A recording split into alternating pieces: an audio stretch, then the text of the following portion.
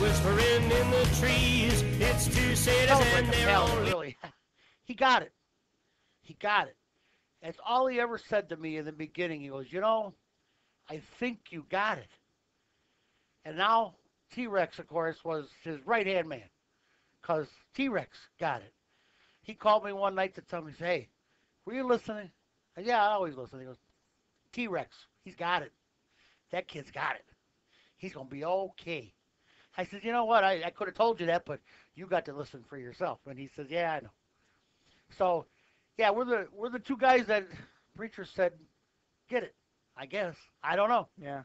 It started off innocently enough, I got to tell you, and people ask me all the time how I ever got involved with WJOB or the preacher, a.k.a. Stephen Glover, yada, yada. And I got to tell you, it was almost 5 years ago now. A fellow walked into my shop and wanted to know if I want to do some advertising on the radio. I said, buddy, I'm not even in the yellow pages.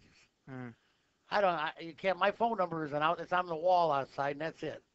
We're word of mouth. I've never advertised, and I've been here 25 years. I don't think I need your radio station. He says, well, you know what? We're going to try it.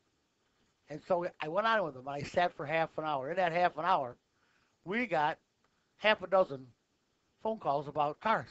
Say, hey, Preach, let me talk to that car guy that you got sitting there. Hence the name Car Guy. And then he asked me after the show, he goes, do you drink?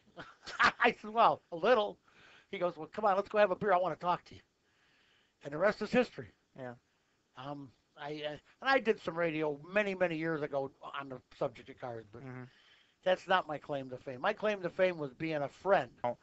But I was originally hired in just to be editing Jed's show.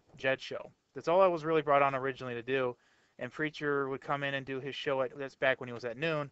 And he would notice me. He goes, hey, when are you going to start doing some work for the Preacher Dog? When are you going to start doing some stuff for me? I said, well, I'm technically working for Jim. He goes, no. I got some stuff for you to do, too. And then about a month or so later, Jed goes, well, Preacher does need a producer. Would you be interested in sitting in there? And I said, well, I don't know. What does that entail? What does a producer really do? He goes, I'll tell you. And you go ahead with it. And the first day I was his official producer, he just, and this is where the nickname came. He looked over me, he looked up and down at me, George, and he goes, I'm going to call you T-Rex. He just looked me up and down. He goes, no. I said, are you sure? He goes, no. He goes, once I give you a nickname, that's it. He goes, it's going to follow you till the day you die. Yeah. He goes, nothing else. He goes, I don't care what anyone else calls you. He goes, you will be called T-Rex from here on out. Well, hence the Car Guy, same thing. Yeah. Hey, Car Guy, that was it. He's like, that's it. I lost my identity. George, of all the people to call, I think we've got the mayor, Rudy Clay, on the line. Oh, no. The mayor himself. Hello, Mayor. Hello, this is Mayor Emeritus Rudy Clay. It's been a while, Mayor. I would like to send my... Where in the world is Emeritus? My Mayor Emeritus. What town is that? Yeah. No, I said former mayor. Man, don't you speak the English language, man? Yeah, kind of. I mean, I speak... This is former Gary Mayor Emeritus Rudy Clay. I'm going to start again. I speak spot on it. Gary Mayor Emeritus Rudy Clay. I'm calling to give my symphonies to the Reverend. He was a fine addition to the Northwest Indiana area. He had an aura about him, and I would like to say that with this at the end of this phone call in this bit, I am fully retired. Are you sure this time? Yes, I'm. You have my synthesizers over there to take with you. Well, you should run into Chairman Mao. Tell him to stop by tonight. We want to see him. Absolutely. My friend Mao, he called Tuesday, and I think he's going to be retired too. Yeah, I understand. I think. But okay, this is my final message of retirement for the preacher. You go ahead and go on back to Emeritus, wherever the hell that is. Mayor Emeritus, where are you from? Illinois? Illinois? Illinois, yes, he is. Yeah, I'm born and bred. I'm a Hello, Illinois. Gloria. Oh, T-Rex? Yes, ma'am. Where am I? You're on the air with me and Big George right now. Are we on already? Yes, ma'am. This is the old bag. You know how we... Hey, old bag! Old bag! And And then I tell T-Rex, never again. I'm never gonna call him. Ah, come on. Preacher loved you. Right.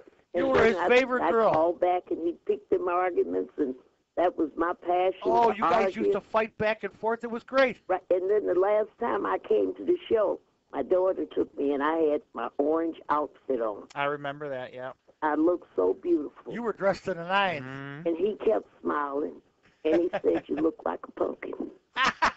No. Bad. I love it. Thanks a lot. Okay. But we had, and the only thing I regret when he invited me this last time, that I wasn't able to get there. You see what I'm saying? But Preacher is a one of a kind, never be replaced, and he was working on T-Rex like he worked on you. He's working on T-Rex. Yeah, he's good. He was good. He was good to all of us. Because, T-Rex, I saw him, and T-Rex is smart behind his age, you see? Because, I had to learn a lot about Preacher with my big mouth. But you, George, I wouldn't have known you if it wouldn't be on the kind of Preacher. I wouldn't know a whole lot of people, would have never met you. With us now, stop by, and I'm glad he stopped by, is Simon Bar Sinister. Himself. I'm sure you've heard him on Preacher's intro. That's right. With my weather machine, I could rule the world. There it is. Simon, you were just, an intricate part of a great beginning of a show. And it was just always good to hear your voice. Why, thank you. The weatherman that could not be beat. And with him came along, and he's coming in the door now, was Bozo. No. Yeah. Hey, Mr. Ned, we really missed the Preacher on AM 1230 WJOB.